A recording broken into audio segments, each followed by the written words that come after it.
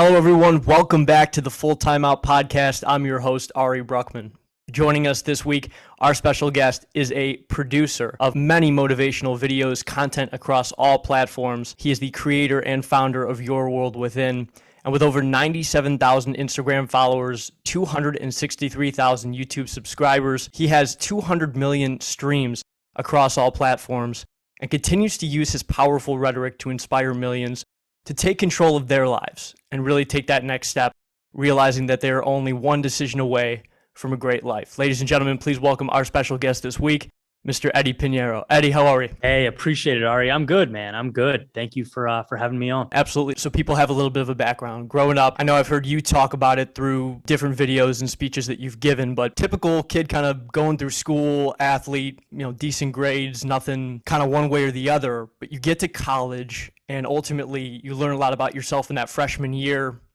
You're on the rowing team, I believe, and then kind of take me through what you learned in that moment. Yeah, I think, growing up, pretty ordinary childhood. I mean, I was crazy about sports, playing guitar, Blink-182 fan, all that stuff.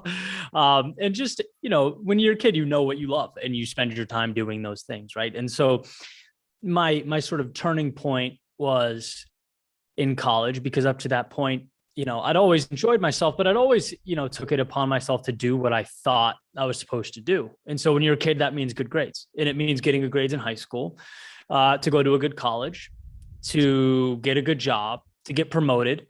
And, it certainly I'm grateful for it all. Right. But it took a long time. It took me into my 20s to look around and go, wait a minute, like none of this gets me excited in the morning. None of this is what I want. And I got here not because I took some crazy wrong turn. I got here because I never stopped and asked myself what I want and how do I get it?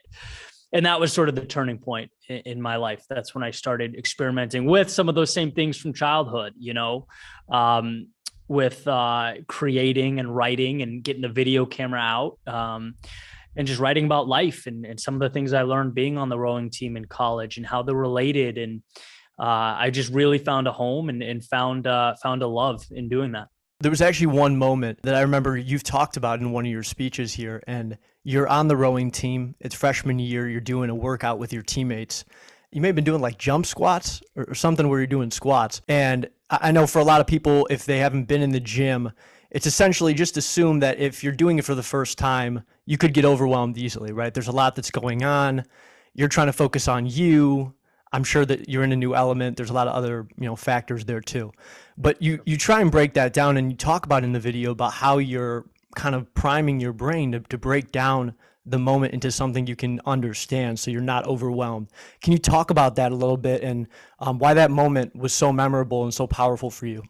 Yeah, there were a lot of things in that sport. It's one of the reasons I'm so grateful for it now. It's like looking back, they seem so overwhelming. Like, I don't know if anyone's done a 2K test or some of these, like all athletes can relate. They're very physically demanding, physically exhausting. And sometimes it seems bigger than you. And when you're sitting there and you're uncomfortable and you're in the moment, it's very easy to be distracted and to feel like you can't. And so there's a lot, in other words, there's a lot of breaking big, difficult things down into little pieces. So a wall sit, for example, is, you're counting to 10 just to pass the time, just because it's more manageable, because anyone can do 10 seconds. 2 minutes might seem like a lot, right? But 2 minutes is just a few sets of 10 seconds. Or, when you're in a race and the coxswain's calling a move, he calls power tens, right? And so like, I take it with me into running. I take it with me into business. There are many aspects of life that are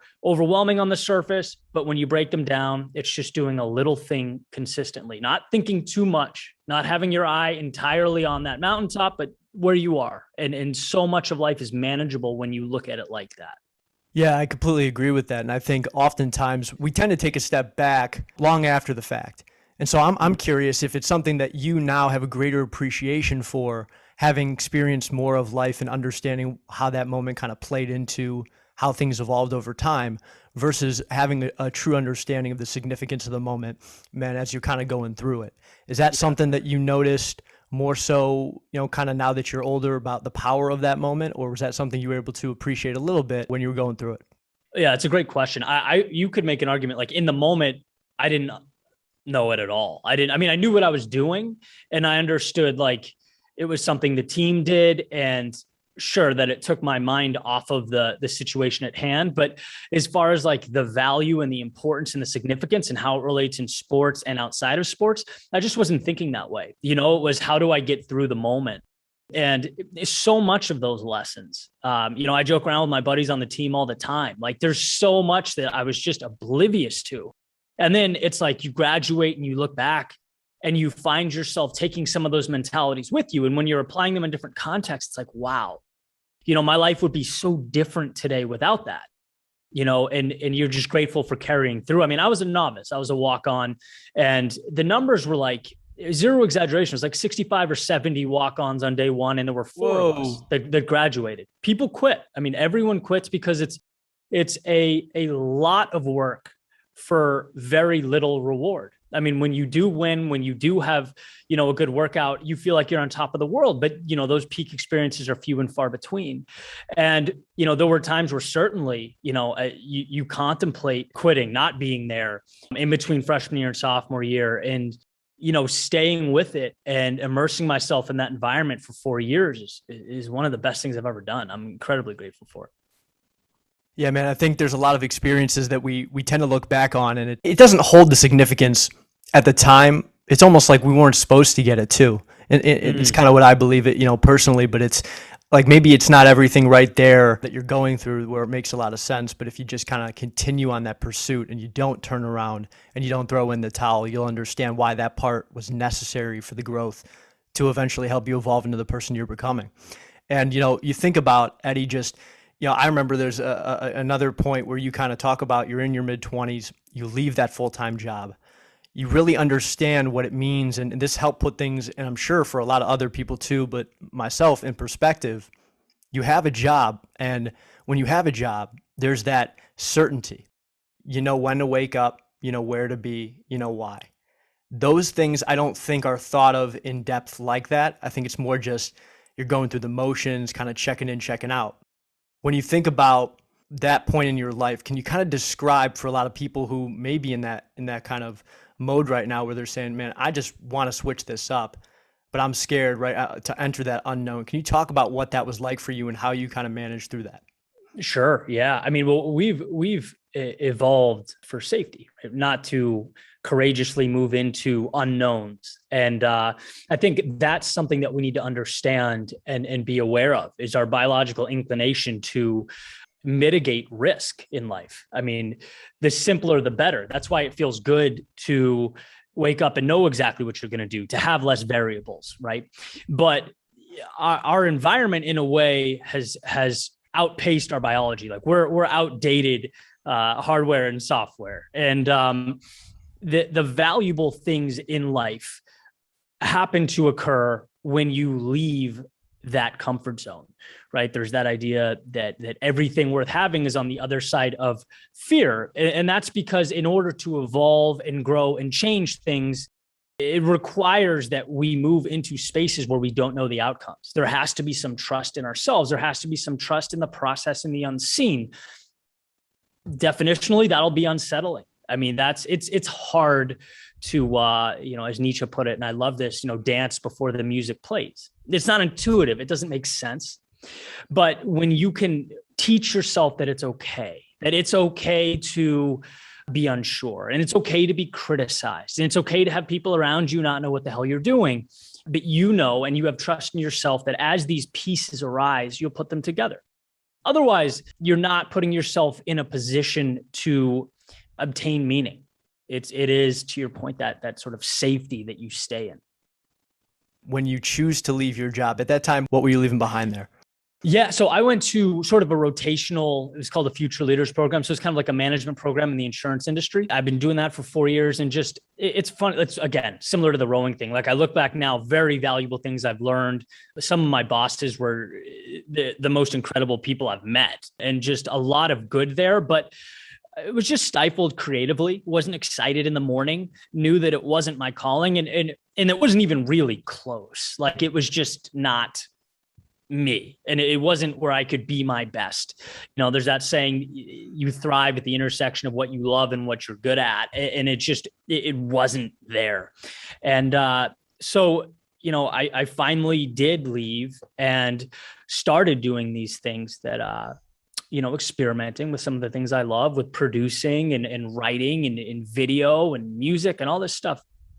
And, it was the first time in my life I didn't have that safety net. And if I'm going in a direction you don't want me to go, just let me know. But there's this particular story where, I'm new out of that environment, feeling excited, feeling energized, right? Anytime you start something new, you're always excited. It's just, you're waiting for the adversity to hit, and then you see how tough you really are, right? When life throws you that curveball, then what? I spent about 4 or 5 months creating this album, and it was just acoustic songs, right? And I wrote them, recorded them. I kind of, on Pro Tools, kind of self-taught how to edit and sort of engineer that stuff, and got CDs done, sent them all over Boston, radio stations, clubs, bars, everywhere.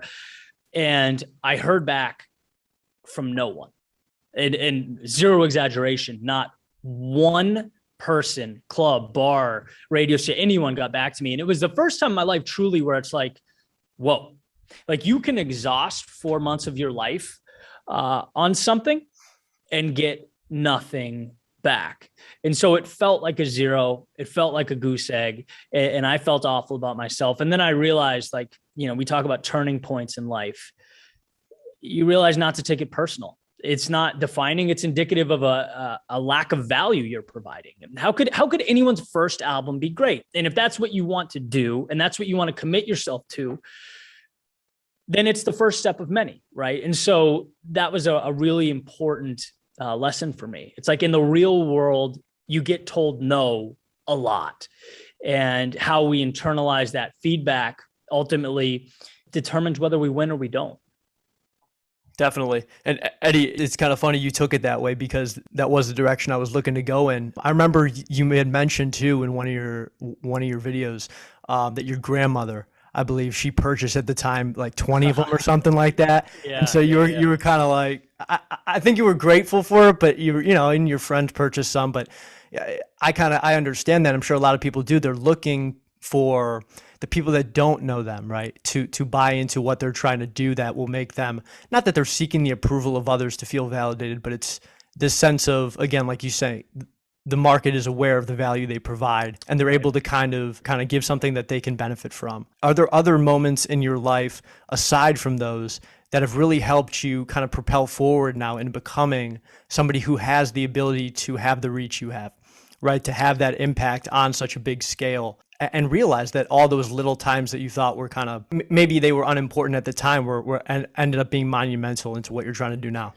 Yeah, it's a great question. I mean, you learn to sort of depersonalize that stuff. It's one of the things that really felt like a weight off my shoulders was the idea of perfection. And, this is something that, being in the world that I'm in, right? Releasing videos, you're writing, you're creating them, and then you're putting them out to the world. And it's like, at first you're hesitant. Is this perfect? Am I saying this right? Are people going to get it? And then is it going to be criticized? And then you put it out and it's like, what's the reception? What are the numbers? Is there value there? And what you learn is, you do something, it hits a certain threshold that you feel comfortable with, you put it out into the world, emotionally detach and move on, because it is one step. Again, we're playing the long game, right? It's one step closer to where you want to be, to the top of the mountain. And that helps you look at the L's differently. When you take a loss or you fall down, you don't see it as this big red flag. You see it as feedback. And, there's some emotional maturity that comes with that. Sure, it's not easy to do, but it's a transition that I've worked hard on. And I feel like, it has really helped me get over some challenges and some bumps along the way. It's like, this is not defining, and it's not indicative of who you are. If you didn't have the courage to step into that unknown or to take that risk, you wouldn't have this feedback. But you did take the risk. And now here's what the world's telling you. Take that information, throw it against the wall, pick up the pieces and build again. And it's this loop that creates the evolution necessary to succeed. So yeah, that mindset is super important. It's like, you emotionally toughen up as you sort of move forward into all that stuff. Who would you most attribute credit to for helping you establish that mindset? I know I've heard you reference David Goggins at times. I know he's been huge for me, in terms of fitness, but then also realizing that that's applicable in all areas of my life, right? But on a deeper level for you, was there anybody, family members or outside of your family, that you kind of looked on and said, wow, like they played a really big role in me getting here? Yeah, there's so many answers to that question. I mean, my family 100%, because they've, they always had my back and sort of remind me big picture. My dad teaching me about initiative, my mom helping me find, the positive in seemingly negative situations, my grandparents for being there. And then when it comes to like, the world around me, it's like music, the reminder that in a lot of ways, we're not rational creatures. We're emotive. And to get myself to act and to get others to act in ways that are conducive to our well-being, you got to tug on emotional strings. And so music has come through a lot in my writing, in my speeches. Authors, Relentless by Tim Grover is one of the best books I've ever read with pertaining to mindset and how we look at the world.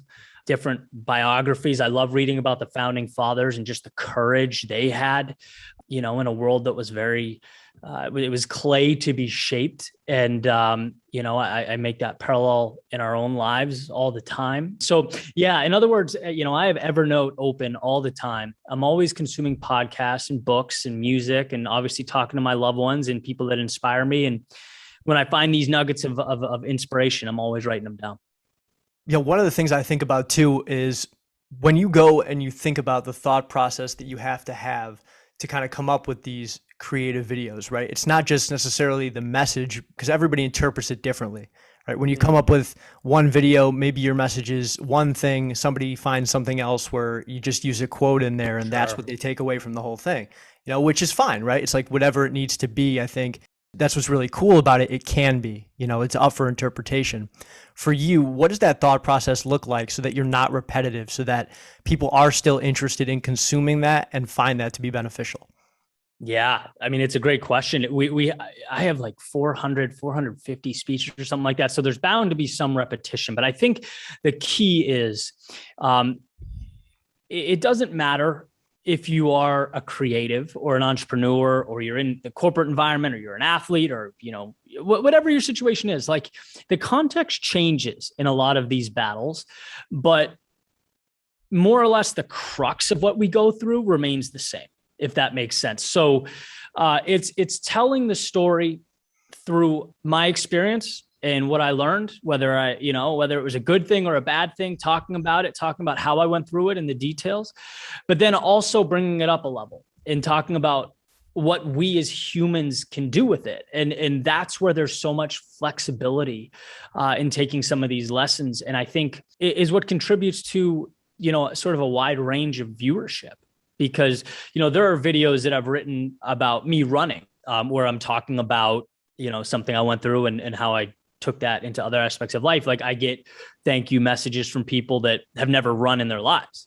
And some of them say, because of that, maybe I will. Some of them, there's no need, but the message resonates. And that's the value. If you can take the fundamental understanding and ask, how can I apply it to my world and my context? That's where the magic is. Absolutely. When you think about some of the tougher moments, though, in building a following, and times when you thought, you know what, I just don't know if this is worth it, I could go back and see if maybe I could get a job in insurance again. What was the toughest moment? What was that toughest moment or the most defining moment for you where you could have quit? But obviously, you continue to go forward ultimately just because you felt like this could work out and you believed in it. Yeah. I think when I think back to like the most difficult moments, this is probably a good thing. Like there wasn't a lot of rationale and like narrative in my head for why I should keep going. It was just like what I knew to do and trusted that things would work out in the end. And I think, and weirdly enough, I don't know for sure, but I think that's something that I could look back to rowing or running. When you run long distances, like it just sucks when you're in the middle of it, right? I mean, everyone running knows that it's hard. but you don't stop. It's out of the question. You just go. And I kept that mentality with this too. I mean, there were times where, I was devastated. I'd work on something and it would mean the world to me. And I think it would, my hope is it would mean the world to a lot of people, and I'd release it. And it, life in the big city, it wouldn't do well. It would, the metaphorical swing and a miss.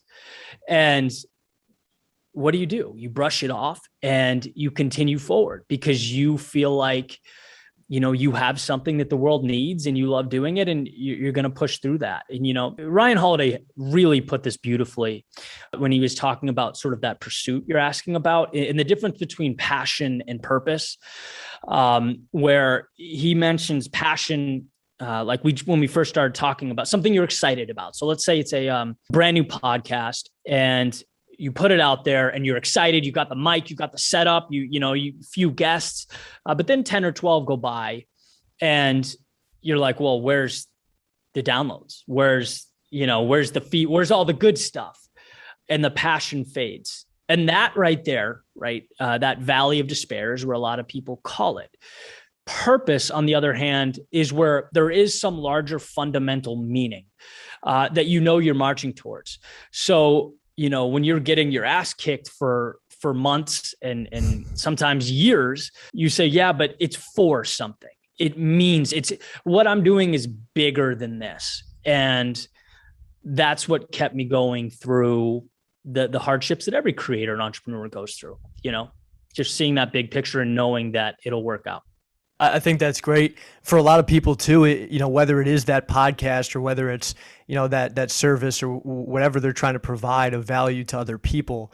I think it's the understanding that what they're trying to do only needs to be, decided between the belief with them and themselves. There's going to be a lot of people, and I'm sure, Eddie, you've encountered this along the way, but whether they're friends or not, or they want to see you do well, it's like, well, maybe they don't see themselves doing what you're doing, and that makes it harder for them to see you being successful in that, position or in that job. Right. And so you kind of get discouraged, or you try and figure out, well, maybe they're right.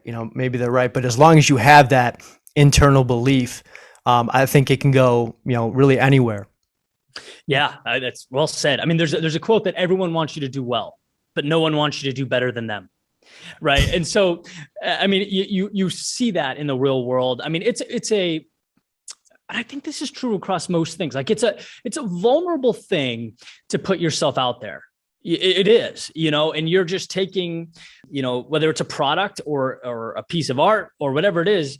And I remember being kind of baffled by the fact that some of those people that I thought would have my back, and you joke around about like a like or a reshare or a heart. In the grand scheme of things, does it matter? It absolutely does not. Right. But when you're starting out, for your buddies to be like, keep going, man, nice work, whatever. And that's not there. For a lot of people, it's alarming. Right. But again, this is a dance between you and yourself. And, you have to, one, believe in what you're doing, and two, trust yourself and commit to grow and adjust simultaneously. And if you do those things, right, I talk about the evolution of insanity. It's one of my favorite metaphors. I just feel like it hits the mark, right? The idea is this girl, she has this idea and she starts tinkering with it and slowly becomes obsessed with what she's doing, to the point where she starts leaving her everyday life, her job, to work on this thing. And people start saying it's crazy. And she spends hours, and people say she's nuts. And then it becomes days and days and months and years. People say she's insane. But then suddenly she succeeds. And, whatever that metaphorical mountaintop is for her, she arrives. And you see the narrative shift. Those same people that were questioning and doubting and criticizing before go, well, wait, how'd you do that? I want to do that, right? Show us how to do that. Can you teach us? And it becomes, you have it all. You have it figured out. You're so lucky. And she goes, lucky? No, I gave everything for this. For you to think I'm lucky, you're insane. And it just shows like a 180 with that word and what it means in the way life adjusts to people that take risks in life. Not easy, but always worth it. Well said. And Eddie, when we talk about, I know we both mentioned here, the belief about that we have for ourselves, right? And what we're doing and just our ability to accomplish anything, whether we fully believe it or not, but reminding ourselves and telling ourselves things like, yes, we can accomplish anything we set our mind to. The power behind rhetoric, when I understood what that did for me in the gym and I started applying that in life, just all areas, it is unbelievable, right? I mean, it's limitless in terms of what you can accomplish. When did you first realize the power of words? I mean, obviously you had, like you said, you had some prior experience putting music together. So I'm sure that there was a thought process there too with, understanding the lyrics and putting them in a way that's creative, cool. You're trying to do all these different things. But in its simplest form, it's 2 sentences, right? But it's like, it can go a long way. For you, when did you understand the power behind the rhetoric and the meaning, that internal dialogue you had with yourself? I mean, what it could do for you? I think it was experimentation. I really do. I mean, I've always had a proclivity towards writing, songwriting, doing these things. Again, it's that intersection of what I'm naturally good at and what I love to do. And I searched until I found it. It's one of the best things I've done, but this whole thing was not planned. And I think that's the beauty, and it's what's worth noting, right? My favorite quote, one of them, I say it all the time, J.R.R. Tolkien, not all who wander are lost. We need to give ourselves space to explore ourselves in the world around us and how to find those things. Because, the first speech I ever wrote, it was a promise to myself. It's called Ode to Excellence. It was a promise to myself to not quit. It was, I forget how many months after leaving the corporate world, and I was scared. I was legitimately, I'm like, I felt like a loser. When I looked in the mirror, I didn't feel good about myself. I didn't know what the future held. And, the ability to just continue moving forward, it was just everything. I mean, you talk about it. If you listen to, I know, like, obviously you can see the maturation between when you first started, man, and then, where you are now with some of the videos. I mean, it flows. And then obviously the video editing, just putting everything together. When you think about it, there's a lot of the process that you said when you talk about the evolution of insanity that people don't get to see. It's why we call people like LeBron James and Conor McGregor lucky. But if we dive deeper into where they were born, how they came up, and all of what's made them successful, right, we'd quickly learn that luck was the last thing that we'd probably attribute their success to. But it's that time that we take to understand that. And I'm wondering for you, what was so important throughout your process and as you continue to grow here, that you kind of reminded yourself about, what all goes into what makes someone successful, and that there are going to be times where people are still going to call you lucky, right? They're going to meet you, or they're going to say, well, Eddie, I mean, come on, man. You had decent grades. You went to college. You played a sport. You know what I mean? Come on, Eddie. Was this really tough for you? Yeah. I mean, certainly you can't say luck doesn't play a part. But the way I look at it is, if you are relentless in your craft, in what you do, and you're putting in the reps and you're doing what the 99% won't, when you do catch those breaks and get lucky, they mean more. Right. And certainly, I had a family that had my back, and growing up, I had a lot. I'm very grateful. But the question is, whatever our situation, what do we do with that? Right. A famous Will Smith reference. You can't control where you start. And unfortunately, we don't all start at the same place. But the question is, what do you do with that? Because we can all control where we go from here. And it's all of our responsibility to take a step forward in whatever context, in whatever world we're in. And that mindset is huge. It's like, take the baton and move it. You can look at the things that you don't have and the things that went wrong. And for all of us, there are plenty. But when you look at the world through that lens, you give up your greatest strength, right? You become powerless. You are riding shotgun, in the game of life. And so the question is, whatever the context, can you get into that driver's seat and make something happen that way? And little by little, things unfold and they change.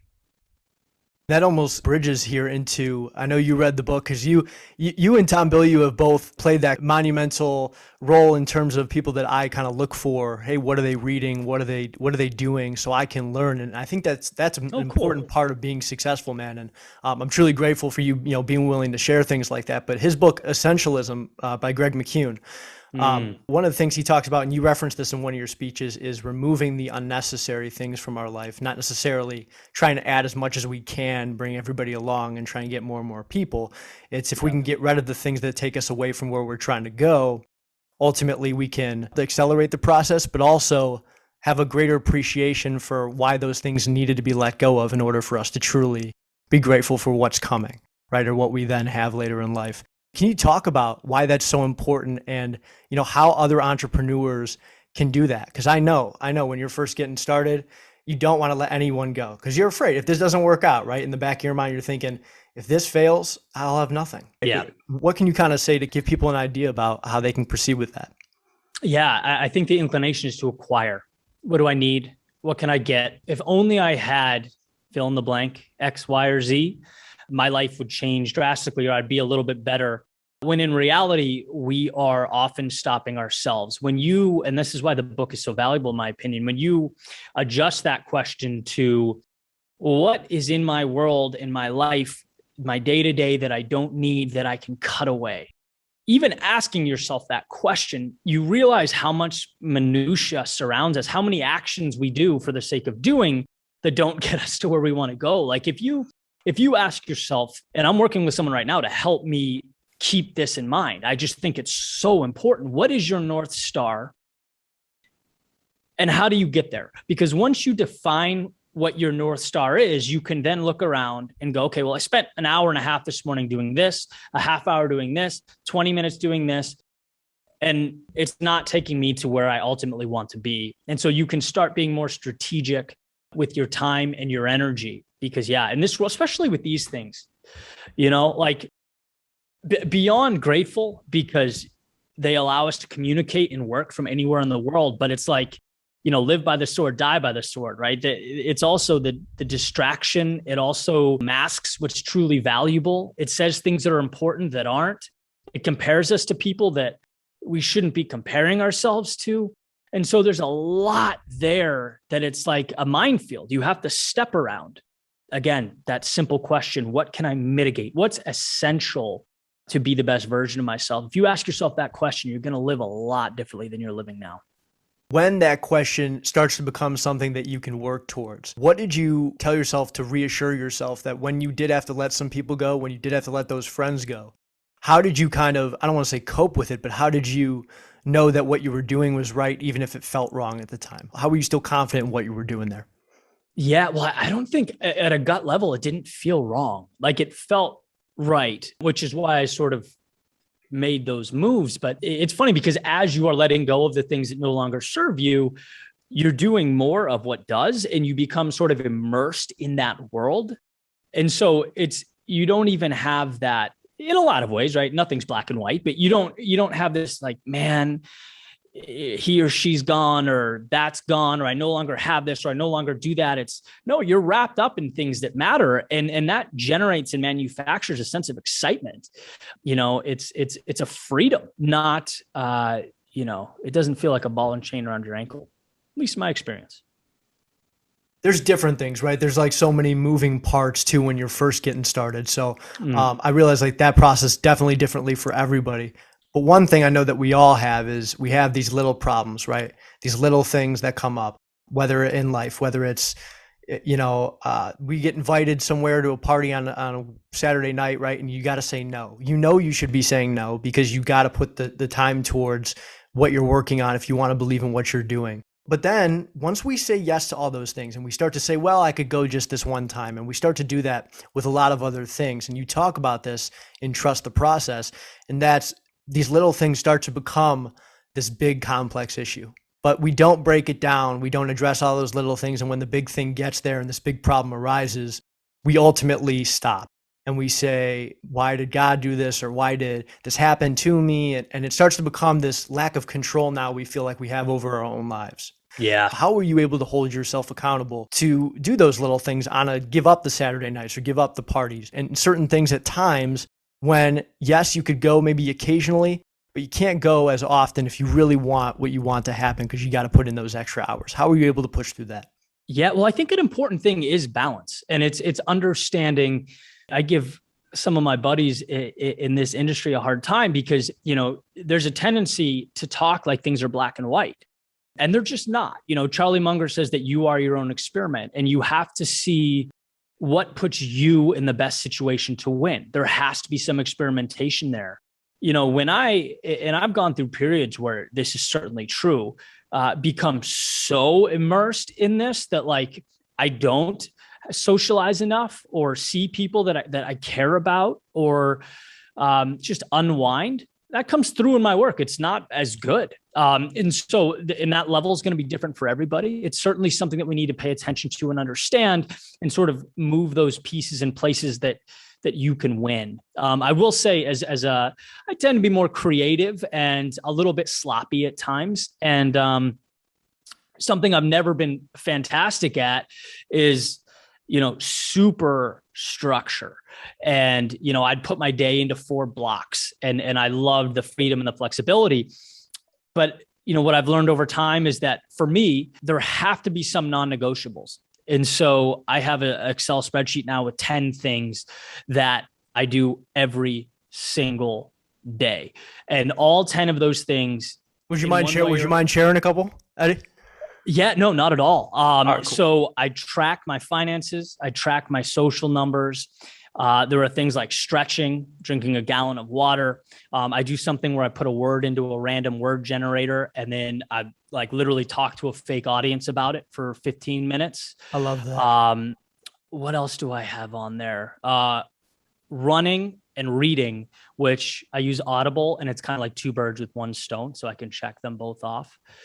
But yeah, that's pretty cool. That random word generator you have to be able to do that's perfect, man. Especially, I mean, I'm not saying that ever happens where maybe you're on stage and not that you forget where you're going with something, but you're priming your brain to be, less in panic mode and just say, hey, we've done this a million times. Exactly, right? So, dude. It's all reps.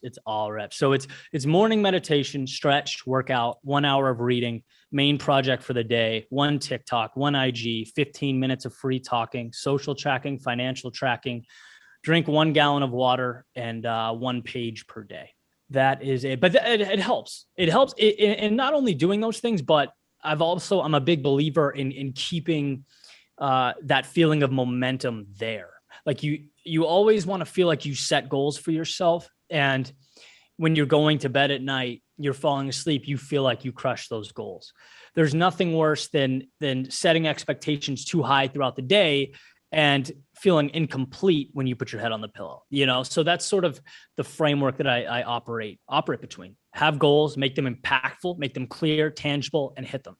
How important is it for you? It seems like you typed it out, write it out. How important is that, though, to not just say it, not just think it, not just believe it, but also put pen to paper? When you physicalize things, there's a whole different, because you're putting it out, you really are putting it out there because you have to think it, believe it. And then when you write it, you can say it, but then when you write it, you're looking at it, right? So there's this whole other element. It's why, taking notes using a pencil versus using a computer, there's studies that show that is more efficient in terms of memory retention. Yeah. I think that's in 4-Hour Workweek or maybe Atomic. I've seen it a million places, but yeah, when you write it down, it feels real. When it's in your head, like you want to not give yourself the option. You want to just mitigate any chance to talk yourself out of doing what you don't want to do. And I think, as simple as it is, when you have a spreadsheet with boxes that need to be checked for the essential things that you have to do that day, it puts it into existence, and that is enough. I think this is going to drive me crazy, but it was maybe 3 studies of people going to the gym. And if they tracked the results, not only were the results better, but they ended up going more. I don't know. I don't want to butcher it, but it's something along those lines where that was one of the first times I was like, I really need to start thinking that way, because again, I'm in my head a lot and a sloppy, just creator dude. And it's like, You got to make some of this stuff real as much as it pains you. And the upside is you feel better about yourself. No question.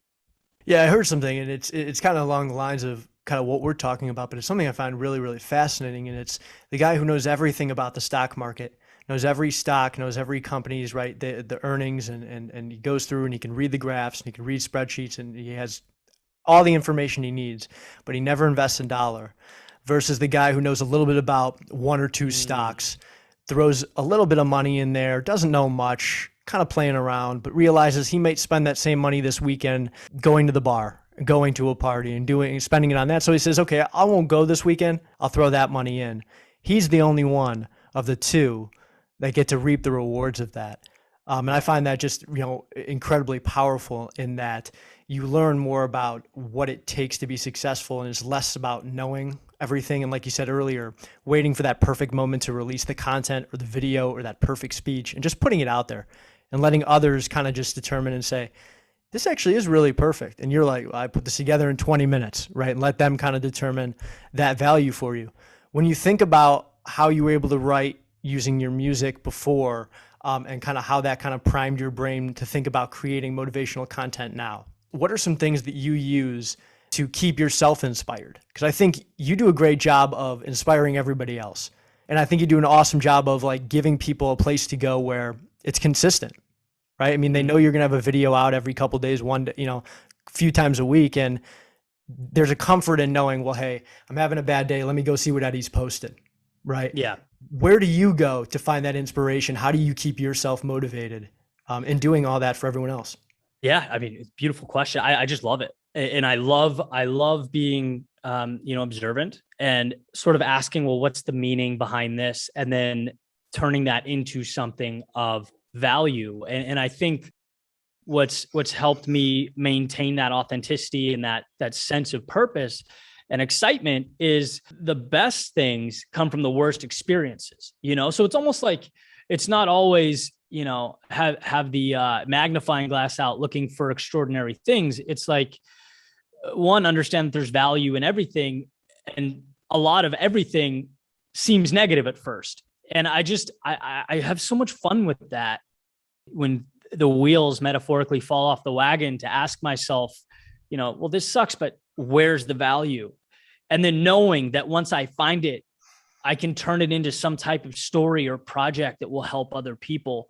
It just doesn't get old. And that's sort of the excitement. And, the method has changed along the way. I've experimented with different things. There have been times on my channel where, short videos, long videos, spoken word poetry. I've made almost like little movies. I've just done a lot of different things. And that in itself is fun.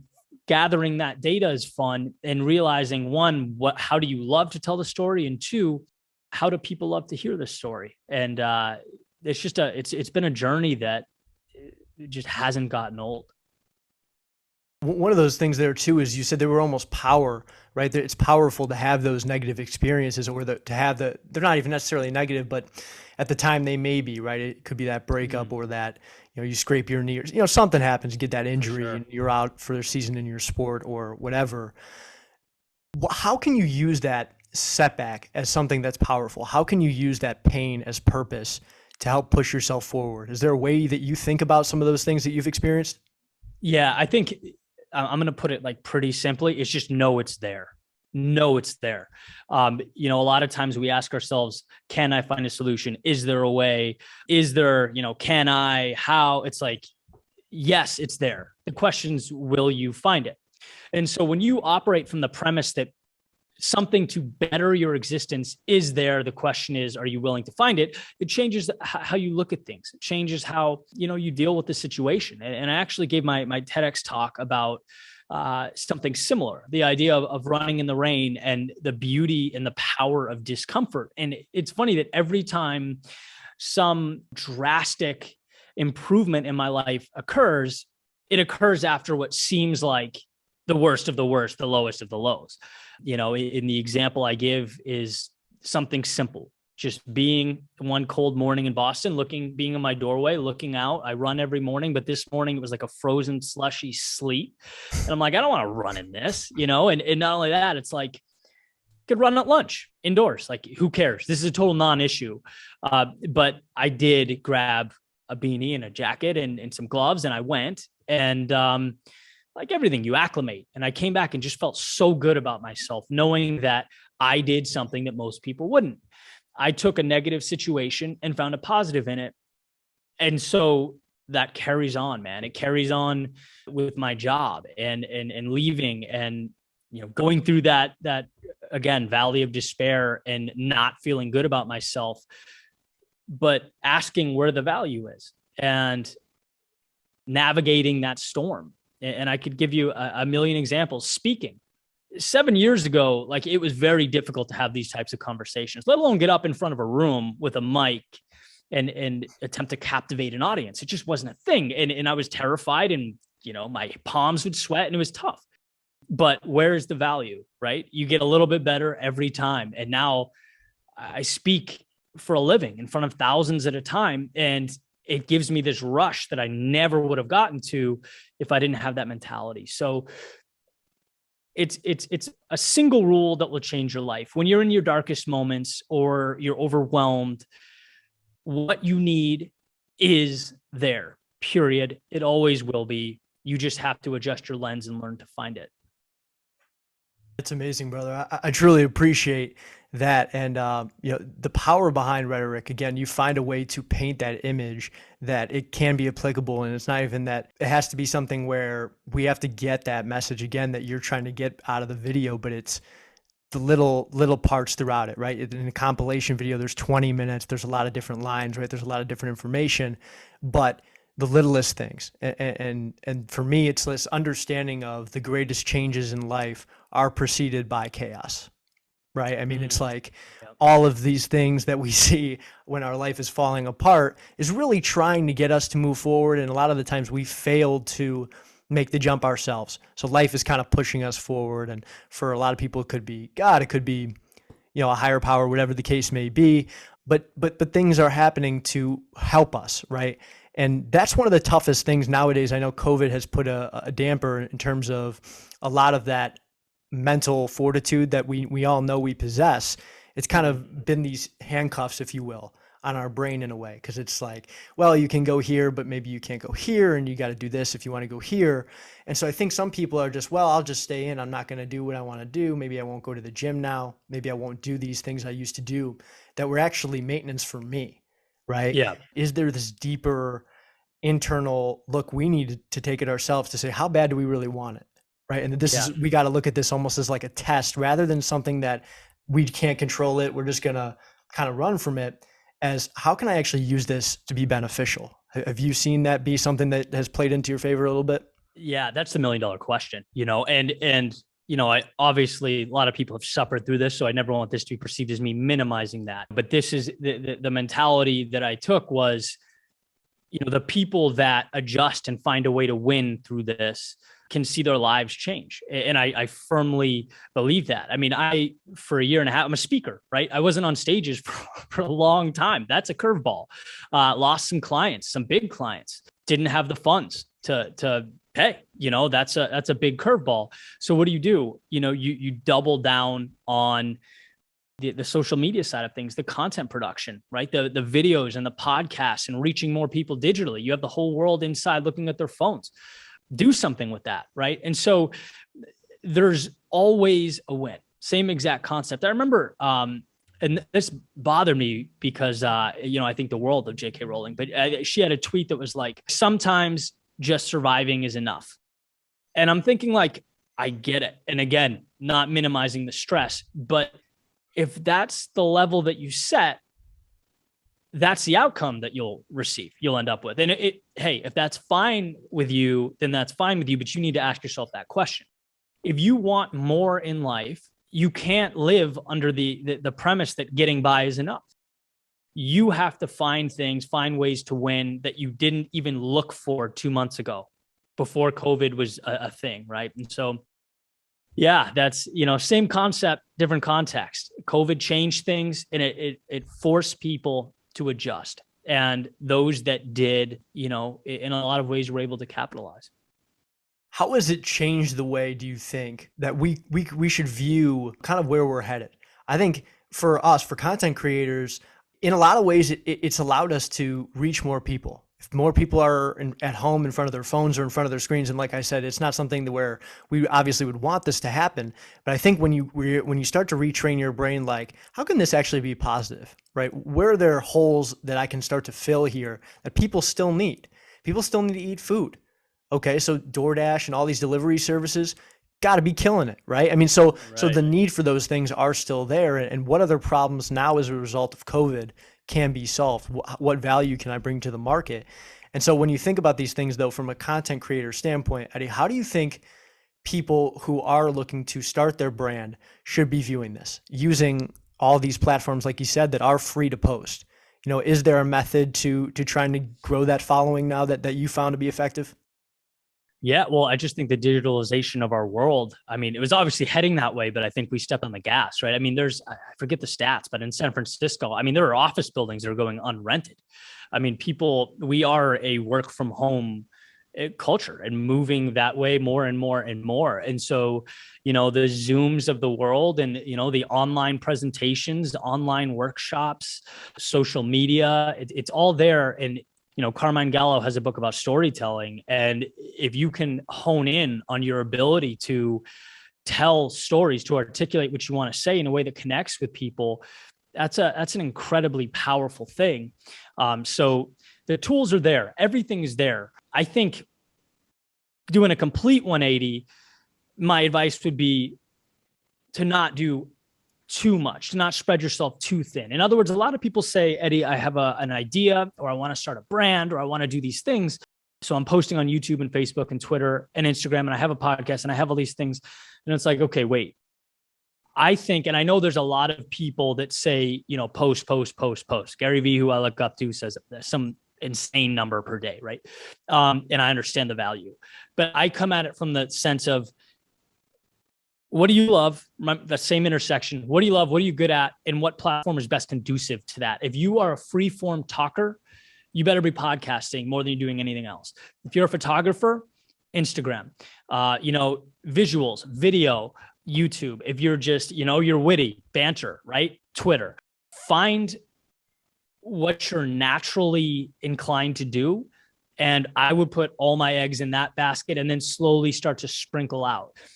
Because when you are a big player in one space, you then acquire the resources and the credibility as a brand or personality to then start distributing. And that's what I did. I rode YouTube hard for like 5-6 years before I really put a lot of energy into other things. And now I'm at the point where I can.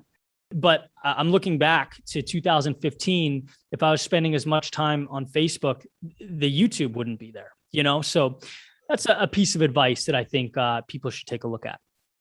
That's awesome. Eddie, tell people where they can learn more about you, go to follow you, check you out, see what you're up to now. Absolutely. Yeah. So YouTube is where I'm posting multiple videos a week. Eddie Pinero is the channel. It's also in podcast form, the Your World Within podcast. You can also find me on Instagram, Your World Within, yourworldwithin.com. Anything Your World Within, I'll be there. That's awesome, man. I love it. Eddie, when you think about you now and you at 18 years old, right? I mean, I think because this is the really interesting part of life in the United States. And that's if you're going to college, if college is an opportunity for you that you can afford, then you're asked to make that decision at 18. Now, who I was 5 years ago, Eddie, and who I am now, obviously completely different people, right? But at the same time, what I know now, right? Even just 5 years, at 23, what I know now, if I had known at 18, made me question if college was a necessary component for what I was trying to do. And I realize now that a lot more people and kids you're seeing on TikTok and just on different platforms are asking. They ask people like Gary Vee, well, Gary, I don't know should I be going to college? And, his response is something along the lines of, well, if it's going to be paid for and you get you just get a vacation and it's affordable, fine. But if there's something where you're going to go into $150,000 worth of debt and you're not sure if what you're going to use is going to be 100% propelling you to where you eventually want to be, then maybe you hold back a year, see if you can work, get some money, and do that kind of route. Knowing Right. what you know now, obviously you had the moments of maturation with rowing, being on the rowing team, learning about yourself, and I'm sure more throughout college that you wouldn't have maybe otherwise had.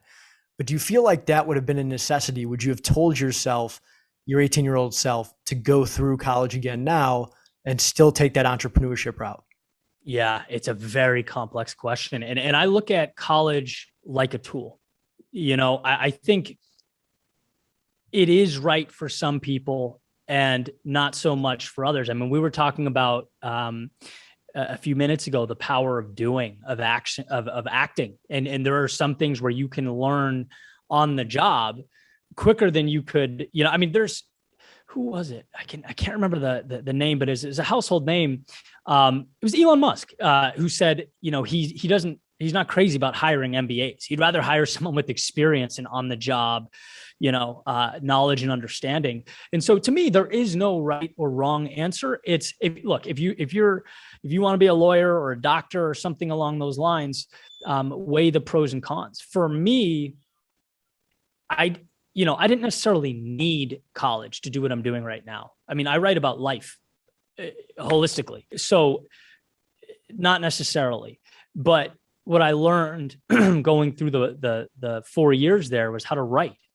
I was a political science major and I learned how to think critically. I learned how to analyze things around me and write about it.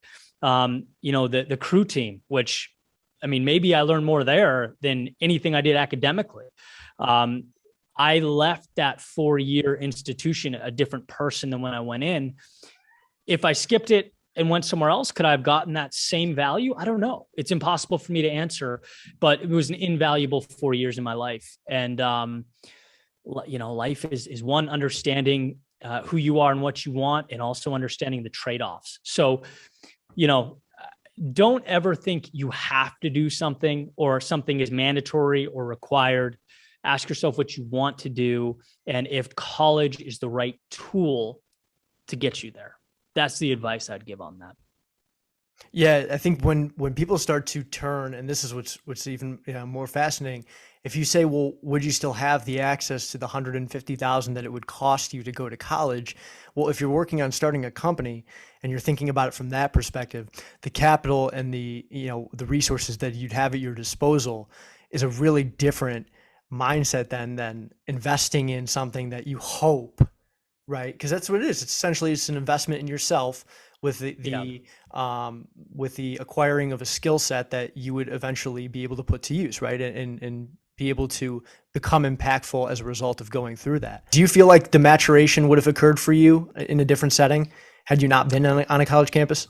I'd like to hope that it would, but I don't know. I mean, the way things worked out I can't imagine the writing would have happened the way it did. I mean, I wrote so many papers and I don't think many real life situations would have called for that, but I write now because I love to write. And so maybe that same exact thing would have happened. The process would have been different. I think the red flag is there's so many people that are undeclared, or even seniors, have no idea what they're doing. I was at that point, when I decided I didn't want to go to law school and was like, what now?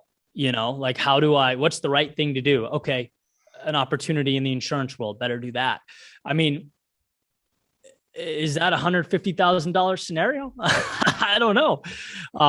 So yeah, it truly is weighing out the pros and cons, but you do learn a lot when you let life sort of be the teacher. If you invest that money in a business and you're reading books and you're learning and growing and evolving, you can find yourself in a very good spot in that same 4-year period. So I don't know. I'm always hesitant to give like a total yes or no answer because I think the world exists in a gray space. I completely agree. Either way, is what the most important thing that people got to understand is whatever choice you make, you'll never know what could have happened the other way. So just make it. Don't be thinking about well, could it have been different if you didn't do this? Because you did it. Right. So use it, learn from it, and continue to grow. Eddie, when you think about, where you are when you first started as an entrepreneur, though, kind of mid-20s there, and where you are now, when you talk to somebody who's lived a lot longer, like maybe they're 60, 70, 80 years old, when you ask them what the meaning of life is versus asking a teenager, the answers are actually very similar, but just a lot shorter. right? The person who's 60, 70, or 80 years old might say one word, right? It might say family, it might say love, it might say appreciation, gratitude. As where an 18-year-old might give you a paragraph answer, right? May go into depth and just kind of, start to break that down on a deeper level over a long period of time. How has what you valued when you first started as an entrepreneur and what you saw as important and kind of aspiring to be changed till now? Yeah. Wow. Another really good question. I think when I started and there was that concern and, what will I make of myself? It was self-centered.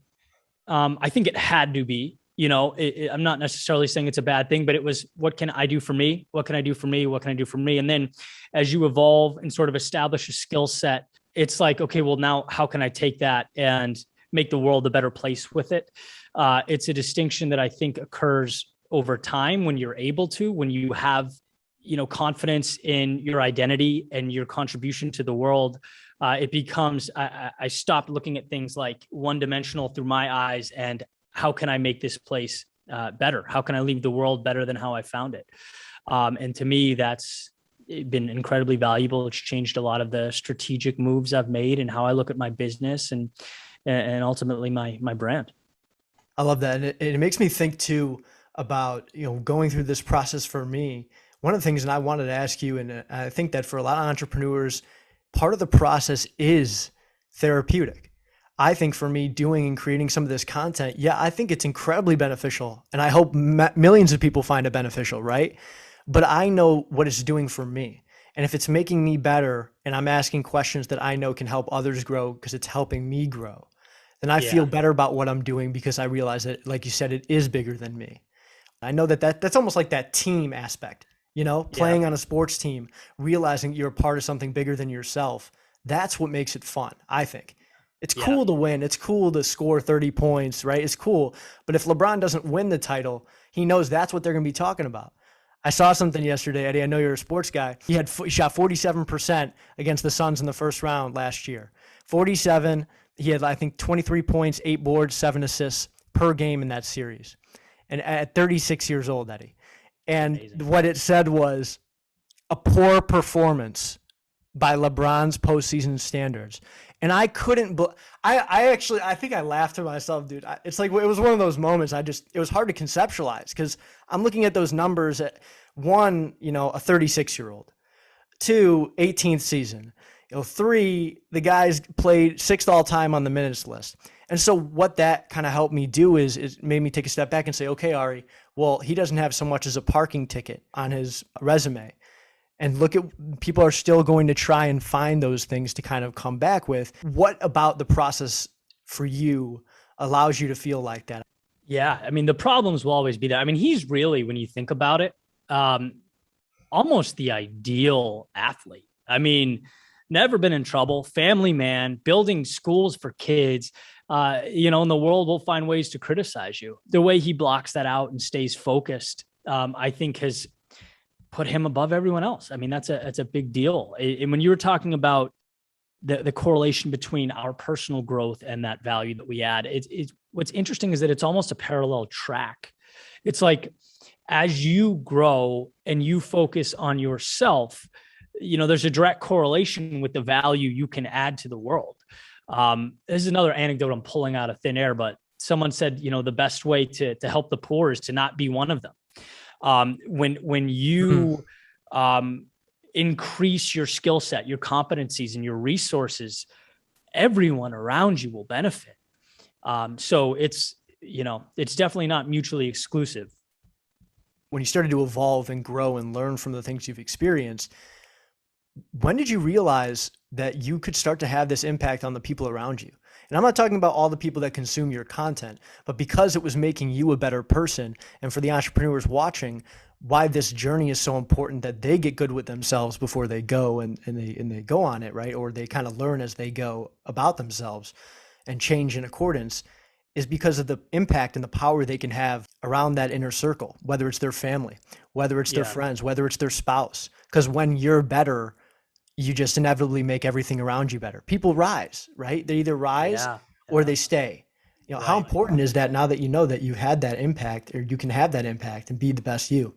Yeah. I mean, you always seem to gravitate towards and find your crowd. As you evolve, the people you surround yourself with will evolve. And if you're not surrounded by people that are pushing you or are, metaphorically ahead of you in the game, you won't grow to that extent. Um, there's an idea that confidence is earned, which again, it's like something you grow into. For me, it's interesting because YouTube's numbers, it's numbers. You don't see people, you see statistics, and statistics are not representative of what's really happening at all. And, it's getting those emails. Some of them, Ari, they're like heart wrenching, I mean, it's just such a rewarding thing. People potentially on the verge of suicide. And one sentence can change the way they look at life. It can save someone. And it's like, there's so much value here. When I slip into the, all right, Eddie, your brand, your company, how can you grow? And I see that, it's like, it recenters me. Like, this is why this matters. And it's proof that when you stick through something long enough and you become competent enough to take that value and give it back to the world, it's everything. It's just a matter of hanging in there through the initial piece. No one's ever great out of the gate. No one's ever incredible at anything. And I think, that's why excellence exists on the outside of the bell curve, because most of us in the middle don't want to pay the price. But if it's something that you're willing to commit to, it just feels so good. The value is incredible. Yeah, most definitely. And I think that value continues to grow with the more skills that are acquired, and the more, like we talked about earlier, those more not negative experiences, but the more setbacks, honestly, that people experience will make them stronger, as long as they continue to realize that, this is just part of it. That's We it, grow man. up our whole lives and we're told to fear failure, right? Or we grow up afraid of failure because failure is bad. We make that neuroassociation at a young age. I believe maybe it's 0 to 5, right? When you kind of learn the most about what you can do and what's kind of open to you in this world and what's not. It's like that's the most important years, because you're learning. You're a sponge more than any other time, right? Mm. And so, as we get older and you start to, whatever age, even if you're a younger entrepreneur, 15, 16, 17 years old, and then you go and you start your own business, and then somebody's trying to tell you, hey, you're going to need to get good with failure. Accept it. Fail early, fail often, and then your failures are what's going to be what makes you successful. That's a tough thing to wrap, your head around, especially if you've been kind of, I don't want to say programmed, but you've kind of been in that set of beliefs, right? Yeah. That kind of keep you there. For you, how have you been able to kind of branch off? What was that moment where you said, I just got to get good with failing, because if this is going to work, I got to just try a bunch of things and just be okay with it? Yeah. For me, I mentioned I get a lot of value from a lot of different people. Jordan Peterson, who I really do look up to, I've learned the most from him, I think, in this category. The idea that, meaning requires failure, order comes from chaos. And it's like, if you look at failure like a staircase, it changes I guess the best way to put it is like the hesitancy. It's not something that you want to avoid or mitigate. It's actually something you need, right? Or like Darren Hardy, when he would go around and, he's a real estate guy. He would want, like, the goal would not be to get X number of yeses when he's knocking on doors. It would be to get 10 no's, because it desensitizes you to rejection. And that's just such a powerful thing. When you're not held back by the fear of getting a loss or falling down, it truly does free you. And so, back to the staircase mentality, it's you acquire the courage to step out, right? And you learn, you put the pieces back together, and you take another step. And life is a continuous evolution of that process. Broken, fixed, broken, fixed. And little by little, time goes by, you turn over your shoulder and you realize how far you've come. Because of those failures. And I haven't really thought much about this, but failure, I mean, you can't really detach the negative connotation from that word. So maybe there's even a better way to put it, because there's just nothing negative about putting yourself in a situation to take a loss. It's so courageous.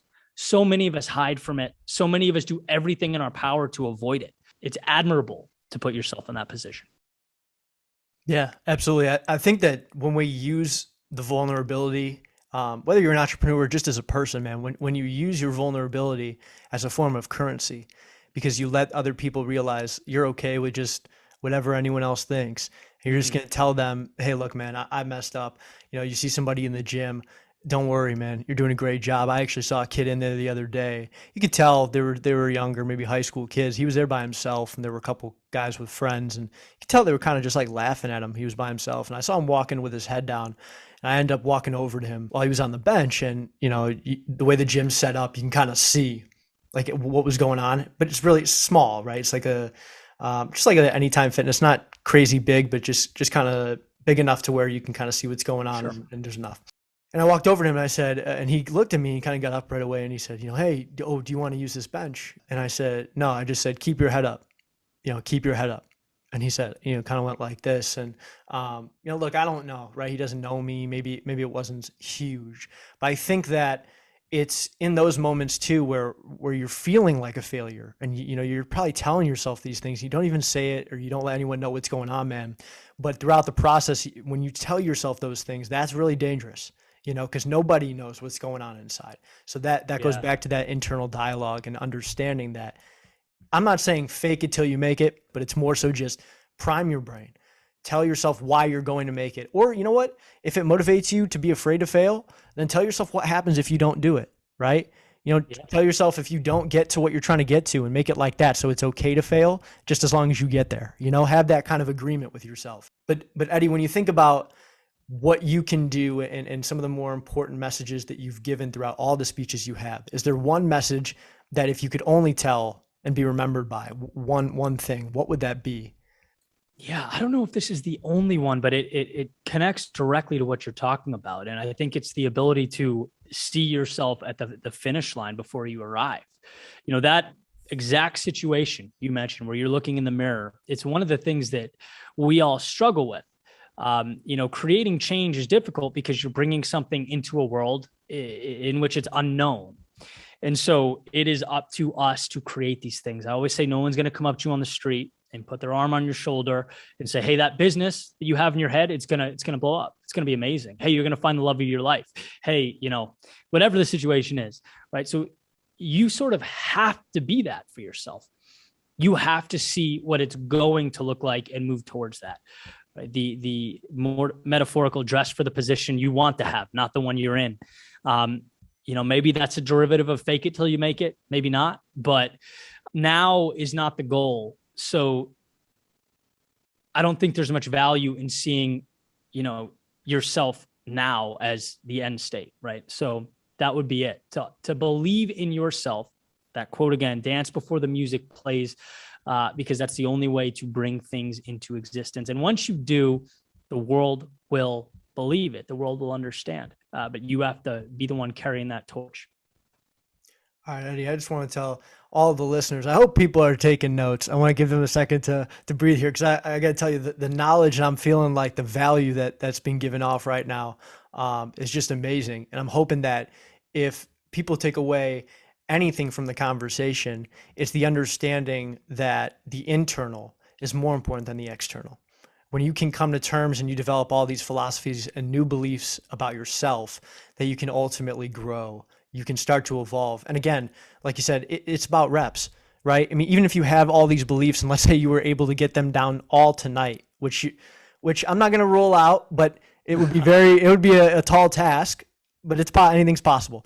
But even if you had all those beliefs, it's the actions that you take on those beliefs that matter more than the beliefs themselves, right? Yeah. I mean, and so ultimately, put out those steps, see what it is, go find somebody who's doing what you're doing. If it's content creation, if it's going and being an author, if it's speaking, if there's somebody that encompasses all of that you said, I just want to be like Eddie. I just want to be like Ari. I just want to be like somebody who's already trying to do this, then, dissect it, reverse engineer it, start to see what did they do when they were in your steps. Oh, okay. They didn't have millions of followers. They didn't have hundreds of thousands of people believing in them, but they kept showing up, right? And they kept believing in what they were doing.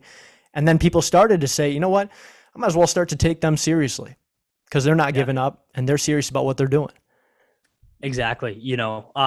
People sometimes think it's fluffy to say that perspective is everything and mindset is everything. And I think you can get derailed. I think with law of attraction stuff, think and therefore, I was talking to David Meltzer a couple of weeks ago about this. Like someone pins a boat to their wall on their, dream board, and they think if they look at that every morning, it'll arrive, right? And so that's not the message. The message is that our action is a direct consequence of our thoughts, right? The reason our thoughts are so valuable is because they prompt what we do.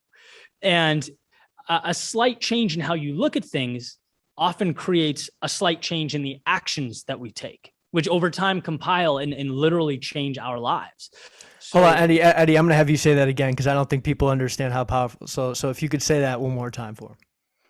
Yeah. So basically, a change in how we're thinking creates a change in the actions that we take. And ultimately, our reality is the compounding or the manifestation of those small actions. So I wanted to put that out there because there's a difference between that understanding and thinking, if I think about the big house, I'm going to get the big house. And it's like, no, that's not. The key is that you're the storyteller. You're the one with the narrative. Everything around you is an object. It's lifeless. You decide where it fits into your story. And based on the story that you're telling yourself, based on the character you've allowed yourself to play, you'll act differently. And that is where the money's at. That's where the value is. And that's where, change occurs.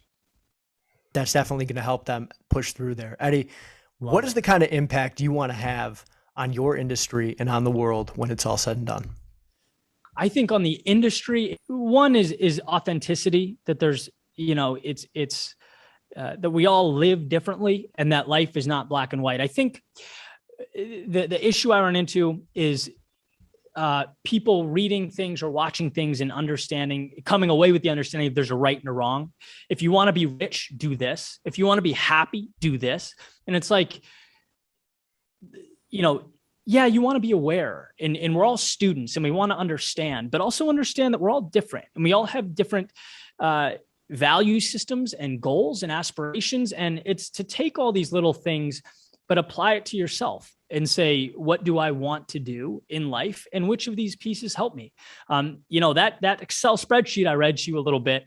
I mean, you wouldn't even be able to follow if you saw how many variations that's taken over the past 10 years. Sometimes not even having a sheet, right? Like I said, just life is a continuous experiment. And when you absorb these things and, advice, maybe different experiences from people, there's value, but take everything with a grain of salt. See how it works in your life.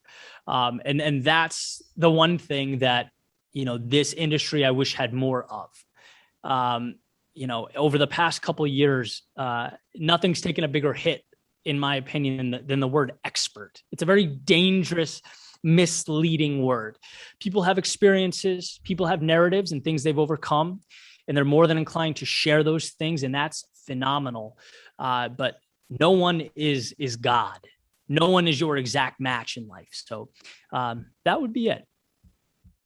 Absolutely, man. I know you've talked about this in probably in a multitude of your videos, but this is that you eventually just want to be one of the greatest speakers of our time, right? And it's less about, I know you talked about, it's less about all the other things then, right? Composing the music, and it's not about you doing everything. It's more so just that one thing and finding other people to either outsource that to that are, I won't say experts, but that's their focal point. That's how they want to divide their time up into solely focus on and be the best at.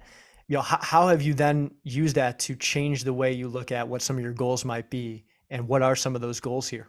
Yeah, narrowing down a lot of those things, and understanding too, like what I'm best at, like what can I do, or what do I do that makes my product and brand special? Like a quick example is, coming from a music background, I used to, for a lot of the first couple of years I did this, I would compose the background music. And it felt cool to say, hey, this is my, this whole thing start to finish, this is mine. And I wrote this and did this and said this and recorded. But at the end of the day, if your goal is impact and telling stories that change people's lives, how the hell does it matter if you wrote the music or someone in Argentina wrote the music? As long as the music's good, the music's good. And, so it's like a nonstop pursuit of self-awareness. What's my goal and what do I do best that gets me there? What can I eliminate and give to people around me that I trust? I think that has been big. Also moving away from the role of, maybe not moving away, that's definitely not the right way to put it, but a creator or an artist to a business owner. Very hard for me to make that switch. And once I started doing that, a lot of doors open for me. Again, you talk about mindset, creating action. You start to not see money as irrelevant to what you're doing, but as a resource that allows you to scale and create more meaningful, impactful videos and products and services, and just grow your message. And you start seeing value in places that you didn't before. And so I think it's part of the maturation process. It's part of evolution. But that would be it in a nutshell. Like if you had to ask me like one thing, it would just be self-awareness, nonstop, brutal, critically, honest self-awareness. Is there one tip for some of these entrepreneurs here that you can kind of give them, they could take and put to use here today, even that they can go and run with, that you wish you would have known, that you wish either somebody would have told you, that has really helped you? Yeah. I think the intersection of, understanding how the pros did it, but never at the expense of your authenticity. I have a sample size of mistakes to look back on, right? And some of the biggest mistakes I've made, it's someone here, there, or somewhere else saying this is the right way, and me going, oh, then I must have it wrong, and changing the way I'm doing things, as opposed to, sort of playing that happy medium, not losing myself. There's nothing more important than your voice.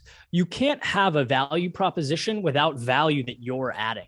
And it's very easy, particularly in times of discomfort, to walk away from that and to lose that sort of North Star that I mentioned previously. So again, learn, absorb, but never forget who you are. And also, it's super important. I think we did touch on this a little bit, but for entrepreneurs, like, the mistakes is where the money is. It's so many people live their whole lives looking out the window, waiting for perfection, where the biggest things you learn are just getting your teeth kicked in. Yeah, you hate to say it, but it happens. And you just get toughened up and you get smarter and you get wiser and a force to be reckoned with. So get out there. Yeah, Eddie said this pretty beautifully here, but it's, be the man, be the woman in the arena, right? I mean, be that person that is out there shelling out whatever they have to acquire the right resources that help them push whatever they need to, whatever you guys need to be better, right? Whether it's acquiring a new set of skills, whether it's paying for a class. I think a lot of people right now, guys, we're always looking to get that instant gratification. I talk about this a lot, but it's so easy. It's at our fingertips now. I mean, we literally could just be sitting down, right? And it's next day shipping. It's how quickly we can go to and look for the amount of approval from the people that, man, we haven't talked to in years, but they follow us and we're hoping that they like what we're doing and that they still, are still interested in what we're up to. And at the end of the day, I think once we get really good, guys, with who we are, right, and what we're about, people will see that, they'll believe that, and it'll be less about you having to go and post and show everyone. You'll be able to kind of move in silence and kind of work to become the best versions of yourself. So continue to keep going. Yeah, man. Eddie, thank you so much for taking the time to come on. Truly grateful for having you on here and making just an immense amount of value from this podcast. Ari, thanks for the incredible convo, man. I really enjoyed it. This has been a blast. Thank you so much. I hope to work with you again soon here, brother. Hopefully have you on in person. Working now to get a studio. But ultimately just keep going. Looking forward to it. Definitely, bro. All right. Thanks so much, Eddie. Take care.